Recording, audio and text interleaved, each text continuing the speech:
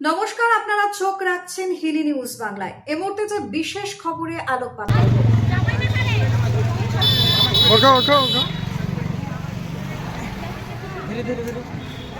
বালুরঘাট ব্লকের আইসিডিএস অফিসে অনুষ্ঠিত এসআইআর হিয়ারিং ক্যাম্পে অসুস্থ হয়ে পড়লেন এক পৌর। প্রতিরাম গ্রাম পঞ্চায়েতের চকায় গ্রামের বাসিন্দা দুলাল পাহান, বুথ নম্বর 117। সকাল থেকে না খেয়ে দীর্ঘক্ষণ লাইনে দাঁড়িয়েছিলেন বলে জানা গিয়েছে।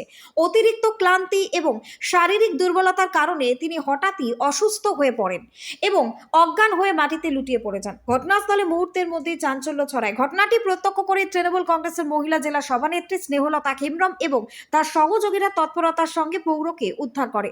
দ্রুত তাকে টোটো করে বালুরঘাট জেলা হাসপাতালে নিয়ে গিয়ে ভর্তি করানো হয়। হাসপাতাল সূত্রে জানা গিয়েছে, প্রাথমিক চিকিৎসার পর বর্তমানে দুলাল পাহানের শারীরিক অবস্থা স্থিতিশীল এবং তিনি সুস্থ রয়েছেন। এ বিষয়ে স্নেহলতা হেমব্রম বলেন, মানুষের পাশে থাকাই আমাদের দায়িত্ব।